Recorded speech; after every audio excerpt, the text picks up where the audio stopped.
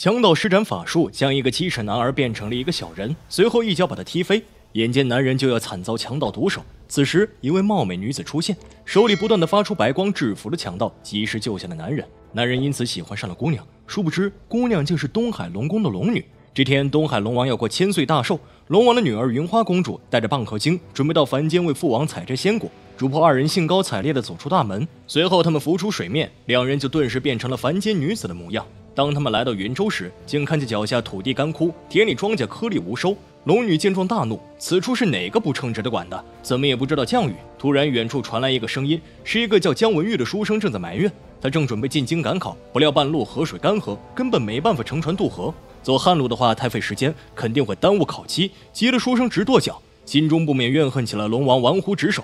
书童更是破口大骂，指责龙王只图享乐不干正事。谁知被龙女的丫鬟婷姐气的，她跟书童吵了起来，两人越吵越凶，眼瞅着马上就要打了起来。还好两边的主人及时将他们拉开，书生赶紧向龙女道歉，直言书童不懂事。龙女得知这一切都是由干旱引起的，她向书生承诺旱情很快就能得到解决。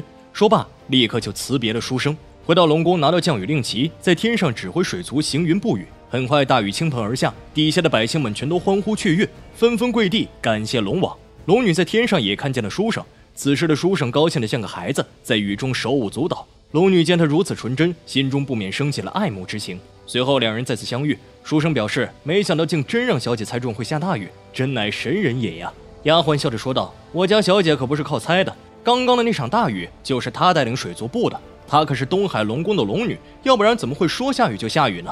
书生听后大惊，连忙跪下表示自己有眼不识仙家，万望公主恕罪。龙女急忙把他扶起来，两人四目相对，互生情愫。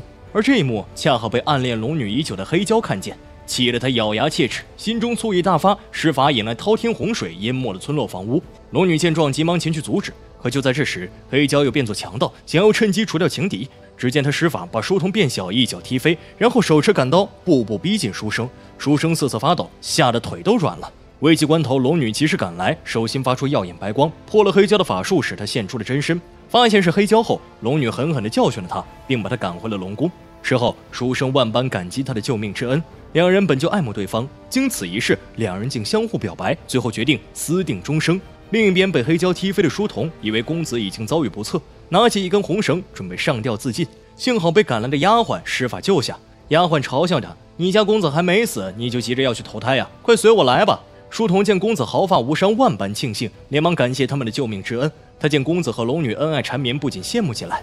龙女见丫鬟与书童互生暧昧，于是也有意撮合他们，两对佳人就此私定终生。书生担心龙王知道了此事会怪罪下来，龙女让他不用担心，表示父王母后最是疼爱他，什么事情都对他百依百顺，订婚之事他们一定会同意的。龙女拿出龙宫至宝玉珊瑚交给书生，嘱咐他一定要收好，千万不能离身。龙女让书生安心赶好，相约1个月后在京城相见。书童也学着龙女，拿出刚才上吊的断开了2节红绳，把其中1节送给丫鬟做定情信物。随后两对情侣这才依依不舍的告别。很快就到了龙王的大寿这天，龙宫内歌舞升平，龙女为父王献舞一曲。随后龙王问女儿为自己准备了什么礼物，龙女说，我昨日让百姓久旱逢甘霖，这就是我送给父王的生日礼物。龙王却表示，这怎么能算得上是礼物呢？龙女立刻撒起娇来，龙王这才改口，算的算的。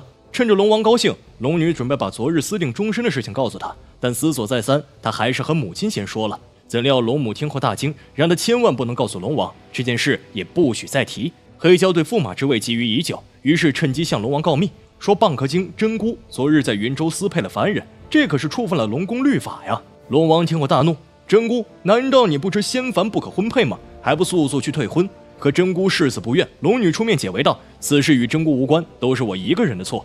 他说出了自己与书生私定终身的事，恳请父王能够成全他俩。龙王听后气个半死，立刻下令将真姑拉下去，剥壳抽筋，贬入凡间。龙王命令龙女立刻去退婚，龙母也不断规劝女儿，可龙女是铁了心要嫁给书生，宁愿剥去龙鳞，贬为凡人，也要和书生做一对平凡的夫妻。龙王虽然心痛，但天条律法不可违，只好命人把他拖下去行刑。刽子手手起刀落，只见一片片的龙鳞从龙女身上剥离，就这样变成凡人的主仆二人被赶出了龙宫。他们失去了法力，准备徒步走到京城寻找自己的心上人。龙母不忍女儿受苦，施法将两人送到宰相的官船上，被船上的官差及时发现，最终宰相将她收作义女。另一边，书生来到京城后，发现还是来迟了一步，科考已经开始，考场被封了起来。书生没有考取功名，自知无颜面对公主。就在他垂头丧气的时候，看到城门口贴着一张告示，上面写道皇太后得了一种怪病，谁要是能治好，就能得到皇帝的赏赐。书童让公子去试一试。云华公主不是说过，宝贝玉珊瑚不是能包治百病吗？要是治好了太后的病，就让皇上给你一个当面考试的资格。如果治不好，也不吃什么亏。正当他要去接皇榜时，书生拉住他说：“你想得太天真了，要是治不好，那就是欺君之罪，是要砍头的。”书童听了吓了一跳，那咱们还是快走吧。怎料这个时候，玉珊瑚突然发出耀眼的红光，竟撕下了墙上的皇榜，落入书生的手中。官差见他接了皇榜，于是就把他带回皇宫治病。没办法，书生只能拿出玉珊瑚，在太后的面前晃了晃。没想到奇迹真就发生了，太后缓缓睁开了眼睛，表示自己能吃2碗饭，看样子不治之症是痊愈了。皇上龙颜大悦，问他想要什么赏赐。书生表示自己什么赏赐都不要，只是此次我进京赶考耽误了时辰，恳求皇上能给我一个面试的机会。皇上立刻就答应了，命人取来文房4宝。没想到书生才华横溢，皇上看后连连叫绝，立刻就钦点他为新科状元，还把宰相的女儿赐婚于他。宰相立刻将这个好消息告诉了女儿，可龙女的心里只有书生，所以她想婉拒这门婚事。宰相说这个状元非比寻常，他是为太后治病才得到的面试资格，并且他治病不把脉也不开药，只是拿出一个珊瑚来，太后的病就被治好了。龙女听后大喜，这不正是自己心心念念的书生吗？于是她立刻来了个180度大反转，立刻答应了这门婚事。正在此时，书生登门拜访，龙女赶紧回避。此时她心中很是矛盾，要是书生答应了这门婚事，他不就是负了我吗？如果他不答应，这门婚事又成不了。随后龙女想到了个主意。此时的大堂，书生果然回绝了这门亲事，说自己早与龙宫的龙女有了婚约。可宰相却不相信，认为状元郎在开玩笑。这时老管家跑来禀报，说是小姐已经把婚事都准备好了，今晚就能拜堂成亲。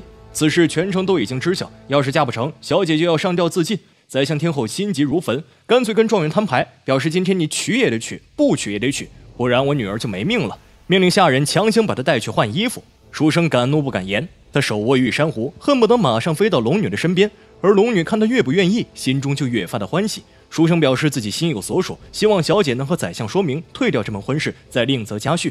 龙女不忍再看他这般痛苦，终于掀开了红盖头，叫住了他。书生猛地回头，这才发现新娘正是自己心心念念的云花公主，两人开心地拥抱在了一起。可突然龙女疼痛难忍，面色惨白，原来是她剥去龙鳞后旧伤复发。